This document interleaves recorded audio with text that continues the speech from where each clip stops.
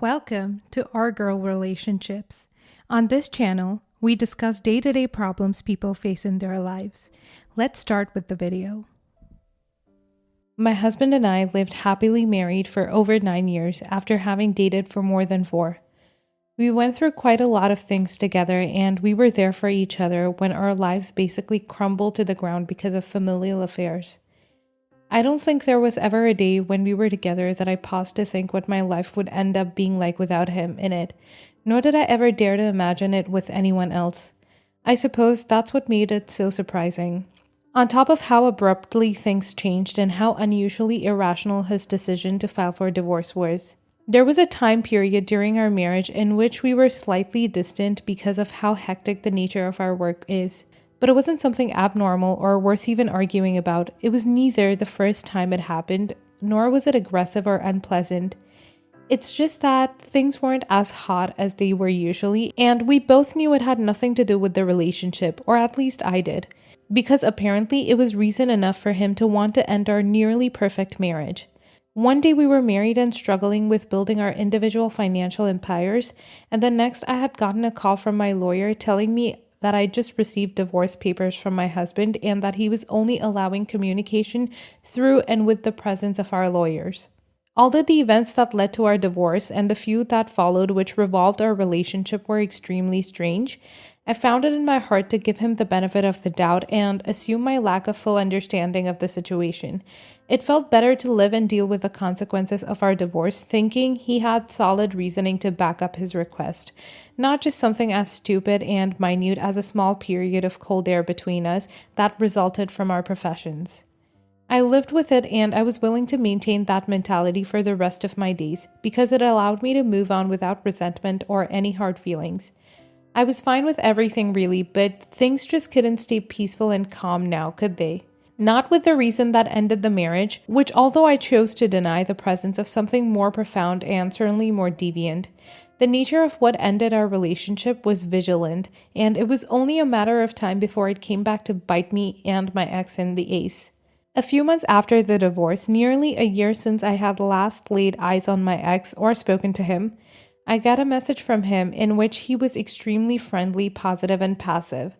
I didn't want to make the air awkward or reflect any negativity, so I just went along as smoothly as I could, asking about his family and well-being. Silly I even assumed the reason behind our friendly interactions was that our marriage had ended without violence or arguments. I was also learning to be fine with the idea of befriending my ex-husband. That's it, befriending him for the sakes of adulating, and that's where it ends. But of course, as I said, with the nature of his reasoning to end our romantic relationship, there was no room for peace and quiet.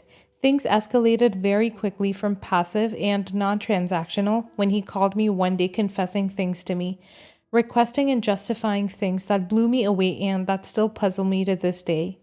He had the guts to call me in early morning and ruin that day and many weeks to come by informing me that the reason our marriage ended wasn't because he felt the spark had died and unhappiness was afloat.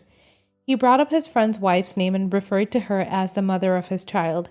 He did so right before asking me to get involved in raising and providing for the child, which was the reason my marriage ended. He had the audacity to tell me I'm obliged to help out with things, especially considering the fact that the friend who he betrayed by knocking up his wife refused to help support or even care or interact with their child of deceit. I'm not gonna lie, there was such an urge within me to agree with the friend. But it seems as though I was so taken aback by the audacity and ruthlessness that my ex had mustered up to walk up to me with such claims and requests. Not only did he end our marriage for reasons other than the ones he swore to in the house of law, but he also cheated on me multiple times, got someone pregnant when he refused to try having kids with his wife for professional purposes, but he was basically asking me to take in and parent the child. That was the reason my nearly perfect marriage ended. There are so many things that went through my head when he was talking to me. I simply wasn't absorbing anything about what he was telling me. Everything about the whole interaction was built and based on wrong actions and terrible decisions, which had nothing to do with me. He was entitling me to be a family member to something that was the whole reason I'm struggling to interact with people or understand why my marriage was over. I was very surprised and extremely disappointed, to say the least. I didn't really say anything that day. I just let him ramble on and on about how much he'd like for me to be involved and help out with raising the child, making sure to refer to me as the only family she'll ever have, seeing that both his and the mother's families had cut them off when they realized the gravity of their actions and the damage they had caused to their spouses. Funny thing is, he was giving me the reasons for which I should hang up and never ever talk to him again in a way that he thought was the best to convince me to mother his child of disarray. There was nothing about the fact that our marriage ended for more than just lack of emotions that pissed me off. He was explaining that basically the only reason so many people's lives were ruined was because they made a stupid decision to sleep together and then backed it up with the worst possible series of concerning and unthoughtful decisions. I'm not very sure how this child is going to grow up or if it should even be left in the hands of people who would so recklessly do something so irrational. And I would truly be lying to say that I care. I decided to leave this whole situation behind me and not look back on the ex or his baby mama or his love child or whatever. Everything that happened is their doing, and I shouldn't be feeling any guilt or need for reconsideration. It's all too obvious and clear, yet I can't help but feel sorry for the little one, as it saddens me to imagine that she was my daughter and had to be left with such people. I'm not sure where I stand or if this will ever fully leave my mind, but sharing it here would really help out, especially if I get more opinions and perspectives on the matter. Not the a-hole. Well, I think you did the right thing. Leaving the whole thing to be in the past is probably the best service you can offer yourself and those people. I know you thought you knew your husband, and by that I mean you think he'd make for a good father. But the truth is that you really didn't know him as much as you'd like to think. You assumed the best in him and even considered gaslighting yourself to justify his stupid actions with something smart. He's not smart, he's impulsive and stupid, and the child that resulted from that marriage is going to grow up just fine and realize that. Not the a-hole. You did the right thing. Don't look back or try to get involved with your ex or his wife and her child. They won't do you any good, and it'll only motivate them to slack their responsibilities on you, since that's what I think their plan is by contacting you. They're very clearly only now starting to realize the gravity of what they did, and they don't think they'll handle it, which is why your ex reached out to you and asked for your help and support. That doesn't mean you have to respond positively because you think you're responsible for making the child's life better. That's exactly what they're trying to do. Guilt you into taking care of their problems. So don't fall into their traps and don't worry about the child. There are plenty of systems and means put into making sure parents who aren't competent enough aren't allowed to be just that, and none of those include nor rely on you. Not the a-hole. I think you should move on from everything and leave this dark past behind you. The whole thing happened because two adults did terrible deeds, and to think that a child would be a result of that and would have to grow up feeling miserable or unhappy is truly devastating. But it's not your responsibility to fix or to try to change anything about it. My advice is that you dissociate now before you get too emotionally invested and end up ruining good things for yourself and your possible future family. You deserve better, so find better and stop reflecting on the past. Next story. This actually happened last night, but it has been bugging me since it happened. I feel like the a-hole, but I also don't. Long story short, I'm separated from my soon-to-be ex-husband. We were together for 10 years, married for 6. We have been separated for about 2 months after it came to light that he was cheating on me with a 19-year-old and broke his 4-year sobriety. We have 2 small children, 5 years and 11 months. I also have an 11-year-old stepdaughter. My ex and his ex-wife's marriage was annulled before I ever came into the picture. For the entire time I was with my husband, he paid $900 a month in child support, sometimes more even. When my oldest was 2 weeks old, he gave his ex $3,000 because she was several months behind on rent and was facing eviction.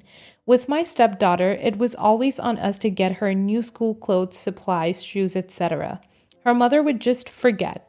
With my husband just up and abandoning us, it has put me in a financial bind. I'm on a fixed income student stipend and only receive $1,300 a month. I have filed for child support through my state, but who knows when I will begin receiving it.